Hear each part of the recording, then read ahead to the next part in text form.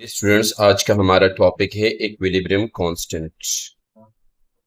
और जब हम बात करते हैं इक्विलिब्रियम कांस्टेंट की, तो स्टूडेंट्स याद रहे कि ये इक्विलिब्रियम कांस्टेंट है, यानी we can determine this at the equilibrium.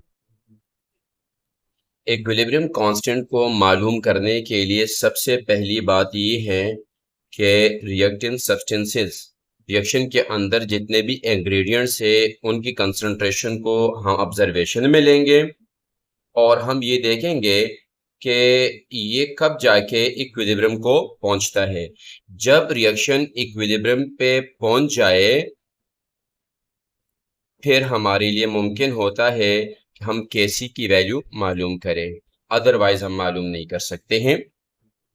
दूसरी बात ये है कि जब हम Kc की वैल्यू मालूम करते हैं तो इसके लिए हमें चाहिए प्रोडक्ट की कंसंट्रेशन और साथ में चाहिए रिएक्टेंट्स की कंसंट्रेशन।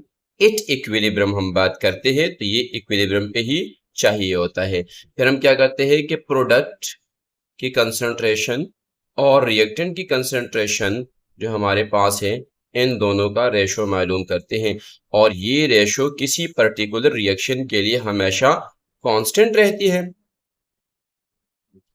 ये पॉसिबल नहीं होता है कि इसको जाके इक्विलिब्रियम पे हम चेंज कर सके इस वैल्यू को।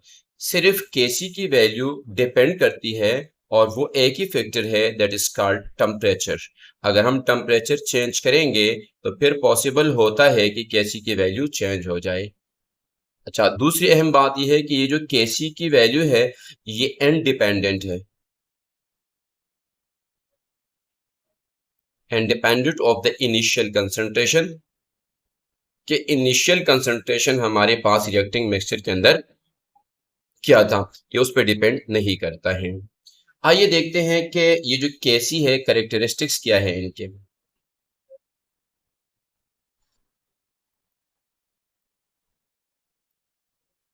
Characteristics of Kc।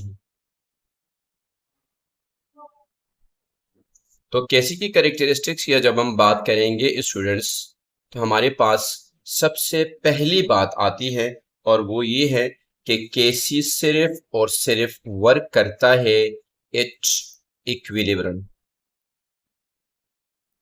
ये बहुत ही इंपॉर्टेंट बात है, यानी हम तब इस Kc को मालूम कर सकते हैं या इसकी एप्लीकेशन को यूज कर सकते हैं जब हमारे पास केमिकल रिएक्शन इक्विलिब्रियम पर हो। दूसरी बात हमारे पास है कि ये जो रिएक्टेंट और प्रोडक्ट की कंसंट्रेशन है इसको हम यूज करते हैं हमेशा मोल पर डीएम क्यूब में, मोल पर डीएम क्यूब में। Kc जो है ये इंडिपेंडेंट होता है रिएक्टेंट और प्रोडक्ट के कंसंट्रेशन के। तीसरी बात है कि Kc इंडिपेंडेंट है।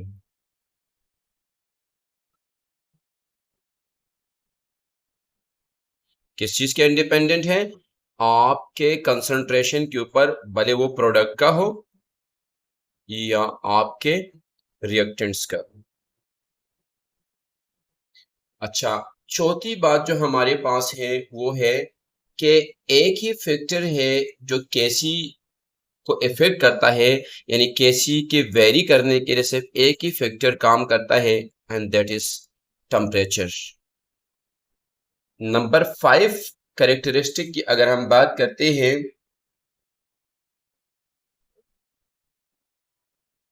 तो यहाँ पर एक बहुत ही अहम बात है और वो ये है कि ये Kc जो है ये क्रिटिकली डिपेंड करता है आपके बैलेंस केमिकल इक्वेशन के कोफिशिएंट के ऊपर।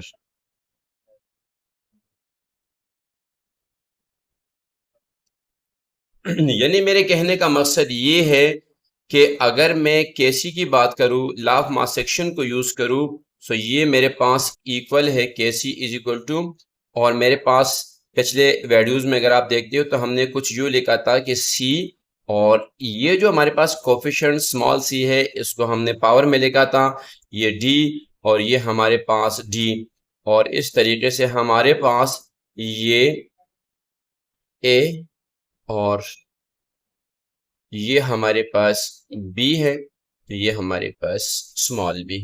तो ये जो हमारे पास कोफिशिएंट्स है ये बहुत इंपॉर्टेंट रोल अदा करता है। यहाँ नजर भी आ रहा है कि ये पावर के फॉर्म में है चूंकि यहाँ पर, तो ये आपके कंसंट्रेशन को, फॉर एग्जांपल c की वैल्यू 4 है, तो अगर पावर फॉर एग्जांपल मेरे पास 4 है तो 4 की पावर 4 ये बहुत बड़ी वैल्यू बन जाती है। ये 4 की वैल्यू नहीं रहती है, यानी इसका मतलब होता है 4 multiply by 4 multiply by 4 multiply by 4, तो 4 4 इज द 16, 16 4 और फिर 4, तो ये बहुत बड़ी वैल्यू आपके पास बन जाती है, इसलिए ये इसके ऊपर डिपेंड करता है। अच्छा, इसके अलावा अगर हमारे पास केसी की वैल्यू, केसी की वैल्यू अगर हमारे पास ग्रेटर देन 1 हो तो फिर हमारे पास रिएक्शन जो होगा वो फॉरवर्ड होगा, फॉरवर्ड रिएक्शन। यानी ये केसी हमें ये बताएगा कि अगर केसी की वैल्यू 1 से बड़ी है तो ये फॉरवर्ड रिएक्शन है, और इस तरीके से अगर इस केसी की वैल्यू लेस देन 1 है तो इसका मतलब ये है कि ये हमारे पास रिवर्स रिएक्शन।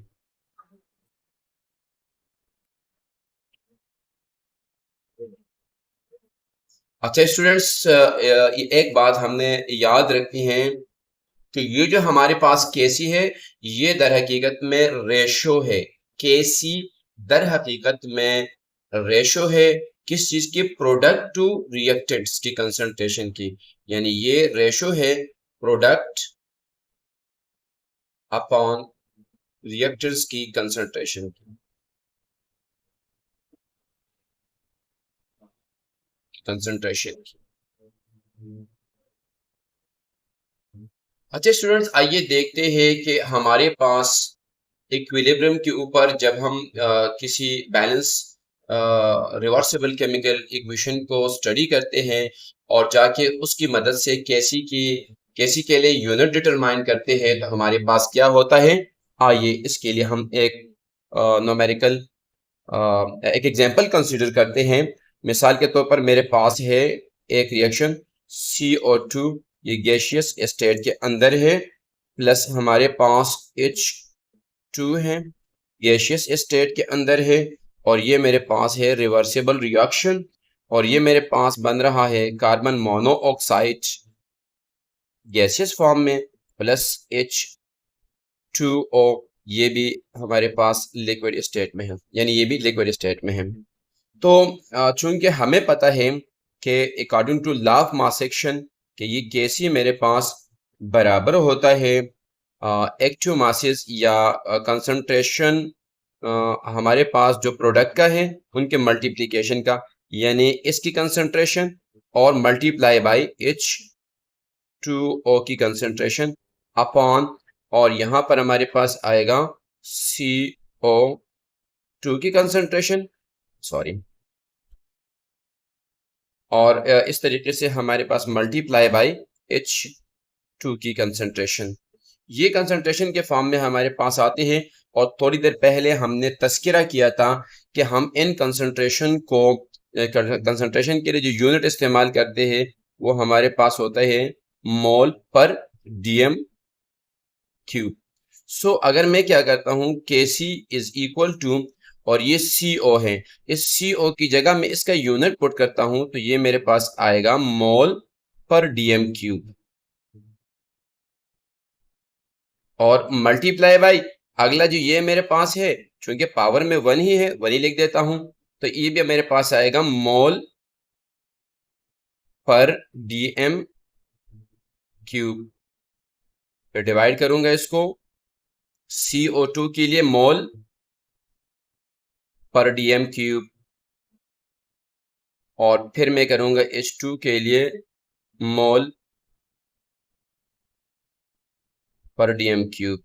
स्टूडेंट्स, यहां हम देखते हैं कि ये मोल पर DM क्यूब, ये मोल पर DM क्यूब, ये मोल पर DM क्यूब और ये मोल पर DM क्यूब कैंसल आउट हो जाएगा।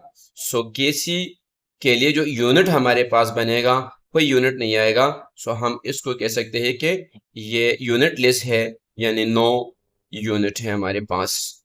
ये तब पॉसिबल होता है स्टूडेंट्स कि जब आपके पास ये जो रिएक्टेंट्स है और ये जो आपके पास प्रोडक्ट्स है, यहाँ पर जो कोफिशिएंट है अगर वो आपस में क्या हो, इक्वल हो, तो यहाँ पर आप देखते हो कि कोफिशिएंट हमारे पास क्या है, इक्वल कोफिशिएंट्स हैं। जब ये इक्वल कोफिशिएंट है यानी यहाँ 1, यहाँ 1, यहाँ 1, यहाँ 1 है, तो कोफिशिएंट इक्वल हो गए। जब कोफिशिएंट इक्वल हो गए तो आपके पास केसी के लिए जो यूनिट आएगा दैट विल बी यूनिटलेस, यानी कोई यूनिट आपके पास वजूद में नहीं आएगा। इस तरीके से आइए स्टूडेंट्स हम एक और एग्जांपल लेते हैं, और वो एग्जांपल मेरे पास है। फॉर एग्जांपल ये जो नाइट्रोजन है, इस नाइट्रोजन गैस का रिएक्शन हम कराते हैं आपके हाइड्रोजन के साथ, यानी इसका 1 मोल नाइट्रोजन का 3 मोल नाइट्रोजन के साथ रिएक्शन कर रहे हैं। आपके पास रिवर्सिबल रिएक्शन है, और ये आपके पास 2NH3 यानी अमोनिया आपके पास बना रहे हैं गैसियस फॉर्म के अंदर। यहाँ पर देखते हैं यहाँ केस थोड़ा सा डिफरेंट है स्टूडेंट्स। यहाँ अगर हम देखते हैं तो कोफिशिएंट 3 और 1, और यहाँ पर सिर्फ कोफिशिएंट 2 है, यानी कोफिशिएंट दोनों के सेम नहीं है, बराबर नहीं है, डिफरेंट है। तो इस सूरत के अंदर हमारे पास केसी की यकीनन कोई ना कोई यूनिट हमारे पास आएगा। अच्छा, जब केसी का हमारे पास यूनिट आएगा तो चूंकि लॉ ऑफ मास सेक्शन के मुताबिक हम जानते हैं कि K C is equal to concentration of ammonia यानी NH3।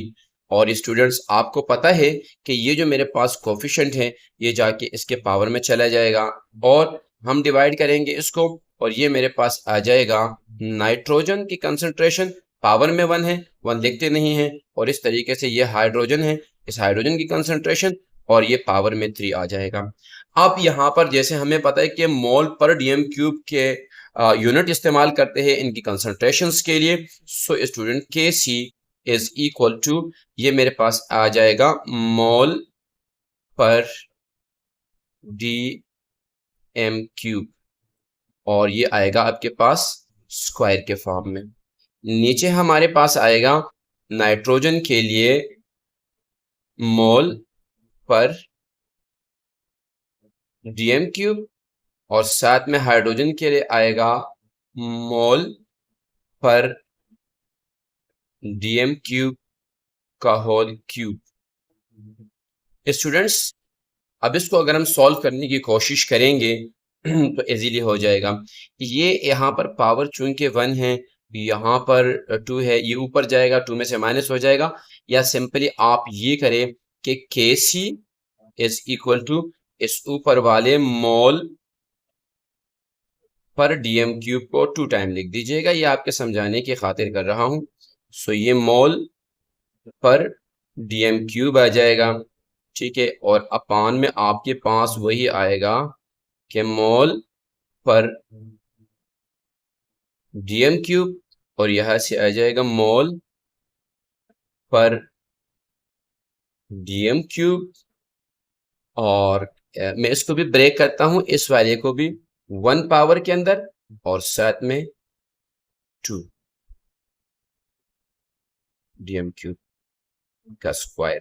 मेरे कहने का मकसद ये है कि ये जो पावर क्यूब के फॉर्म में है, 1 और 2 में ब्रेक करूंगा, मल्टीप्लीकेशन के बाद बेस सेम है तो पावर एड हो जाते हैं, तो 2 + 1 हो जाएगा आपके पास, वही 3 आएगा, जस्ट ताकि कैंसिलेशन में आपको आसानी हो जाए। ये इसके साथ कैंसिल आउट हो गया, ये वाला इसके साथ कैंसिल आउट हो गया, और हमारे पास केसी के लिए जो यूनिट बना वो 1 अपॉन मोल पर डीएम क्यूब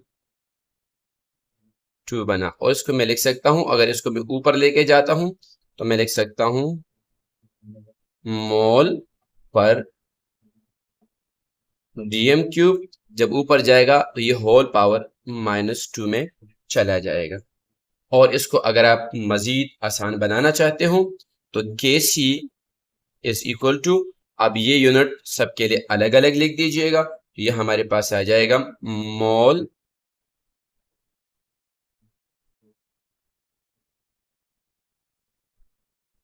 के ऊपर -2, और नीचे जो हमारे पास डीएम क्यूब है, तो ये उस डीएम क्यूब के साथ मल्टीप्लाई हो जाएगा, -6 बना देगा, 3 2 इज 6। और इसको अगर मजीद हम आसान बना दे तो ये मेरे पास आ जाएगा मोल पावर, और ये अगर इस डिवाइड के साइन से ऊपर आ जाएगा तो ये dm होल पावर 6 में चला जाएगा। तो ये माइनस और ये प्लस साइन के साथ ये केसी के लिए इस पर्टिकुलर रिएक्शन के लिए ये यूनिट बना। इसका मतलब ये होता है कि केसी के लिए जो यूनिट है ये डिपेंड करता है आपके रिएक्शन के ऊपर और रिएक्शन के कोफिशिएंट के ऊपर।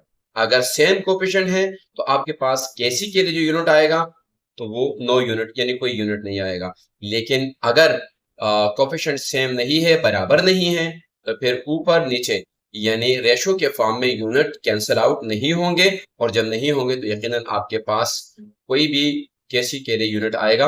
याद रहे कि यूनिट कांस्टेंट नहीं रहेगा, ये डिपेंड करता है आपके रिएक्शन के ऊपर। जैसे पहले वाले एग्जांपल में हमने देखा कि यूनिटलेस है, और दूसरे में हमने देखा कि कुछ समथिंग स्क्रीन पे मौजूद यूनिट आ रहा है आपके पास, किसी तीसरे रिएक्शन के लिए कोई और यूनिट आ सकता है। Thank you for watching my videos.